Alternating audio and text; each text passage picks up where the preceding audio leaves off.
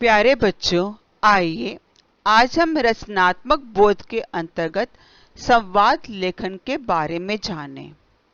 संवाद अर्थात बातचीत। बातचीत करना सभी को प्रिय है।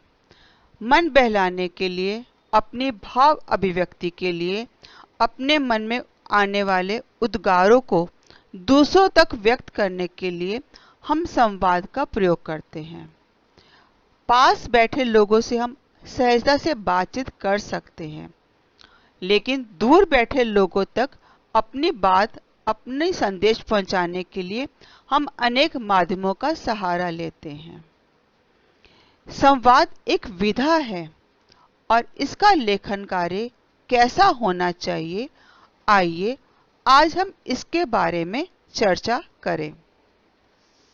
बच्चों, भाषा की आधारभूत इकाई वाक्य है, अर्थात वाक्य के माध्यम से ही भाषा को लिखा जाता है। भाव अभिव्यक्ति का एक माध्यम है वाक्य, और वाक्य की संरचना के माध्यम से ही हम अपनी बात संप्रेषित अर्थात एक दूसरे तक पहुंचा सकते हैं। तो संप्रेषण की आधारभूत इकाई संवाद है, यानी बातचीत है। हम अपनी बात को संप्रेषित करने के लिए बातचीत या वार्तालाप करते हैं। वार्तालाप के लिए हमेशा कम से कम दो लोगों की आवश्यकता पड़ती है, वक्ता और श्रोता। संवाद के समय अगर एक व्यक्ति वक्ता बना है तो दूसरा श्रोता है, लेकिन बातचीत के दौरान दोनों की भूमिका बदलती रहती है। वक्ता की बात ग्रहण करने के बाद जब श्रोता अपनी बात कहता है, तब वक्ता बन जाता है।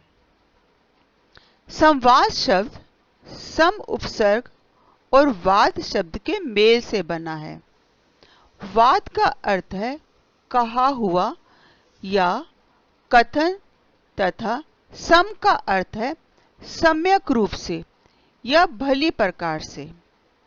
इस प्रकार संवाद वे कथन या वे वाक्य हैं जो सम्यक रूप से अर्थात भली प्रकार से कहे गए हैं। आज का युग इलेक्ट्रॉनिक मीडिया का युग है। विज्ञान ने संवाद के ऐसे अनेक साधन खोज निकाले हैं कि वक्ता और श्रोता आमने सामने नहीं हैं तो भी संवाद हो जाता है, जैसे audio video conferencing, mobile, telephone आदि। बच्चों, संवाद लेखन के समय ध्यान रखने योग्य बातें कुछ इस प्रकार हैं। जिस समय हम संवाद लेखन करने लगें तो सबसे पहली बात ये ध्यान में रखनी चाहिए कि जो भी बातें हम लिख रहे हैं वो छोटी और सरल वाक्यों में लिखी जाएं, क्योंकि अगर वाक्य लंबे और जटिल होंगे तो श्रोता उनको समझ नहीं पाएंगे और पढ़ने वाले के लिए वो अरुचिकर बन जाएंगे।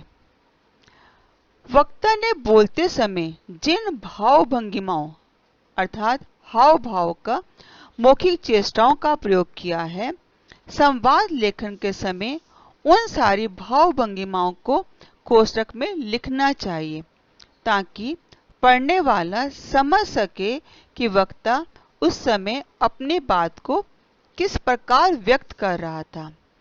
अगर उसका कोई कथन क्रोध से कहा गया है तो हमें कोष्ठक में लिखना पड़ेगा क्रोधपूर्ण। भावों को व्यक्त करते समय उनकी सारी चेष्टाओं को हमें कोष्ठक के अंतर्गत लिखना चाहिए। अगर कोई निर्देश या आदेश दिया जा रहा है तो भी हमें इस बात पर ध्यान देना चाहिए कि एक साथ कई आदेश या निर्देश ना दिए जाएं, क्योंकि हो सकता है सुनने वाला श्रोता उन पर ध्यान ना दे अथवा पढ़ने वाला पाठक उन पर विशेष रुचि न रखे।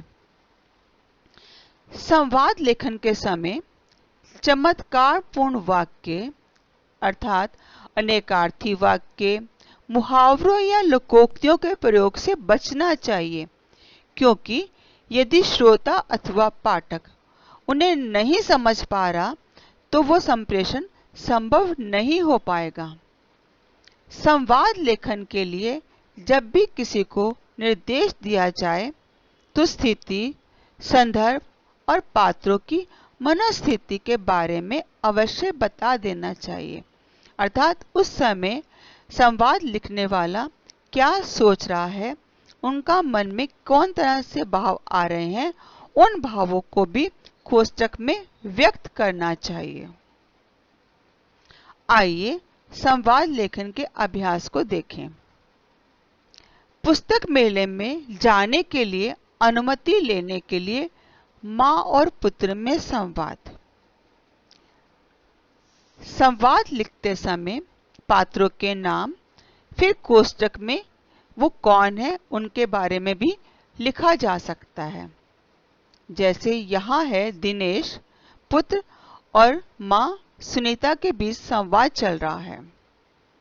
दिनेश ने कहा, माँ मुझे तुमसे कुछ बात करनी है।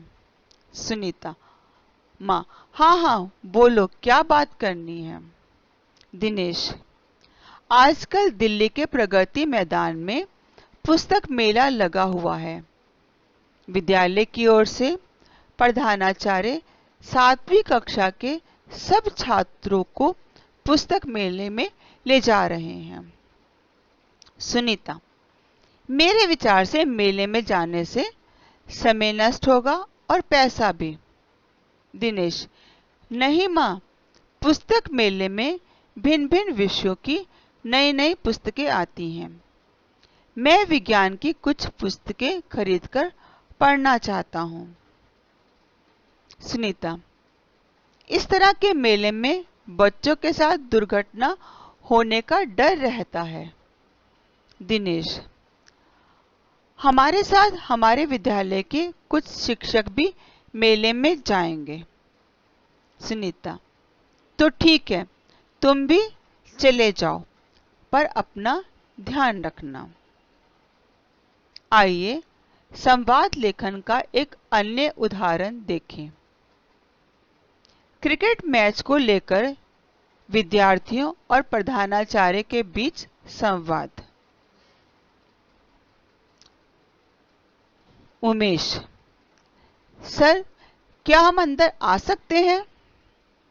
प्रधानाचार्य, आइए। कपिल, सर हम आपसे एक निवेदन करने आए हैं। प्रधानाचार्य, आप लोग बेफिक्र होकर अपनी बात कह सकते हैं।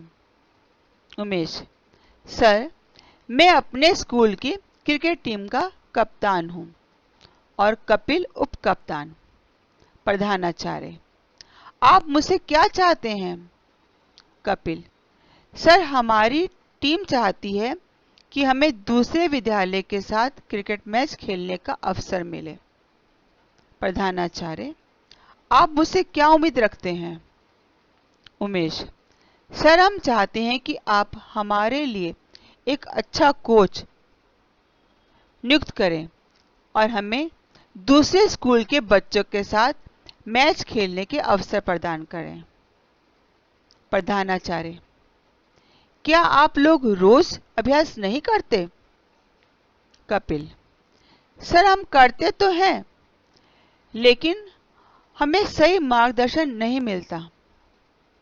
प्रधानाचार्य, ठीक है, आप अपनी कक्षा में जाइए, मैं आपकी बात पर विचार करूंगा। दोनों विद्यार्थी, धन्यवाद सर। आशा है आपको संवाद लेखन के बारे में समझ आ गया होगा। धन्यवाद।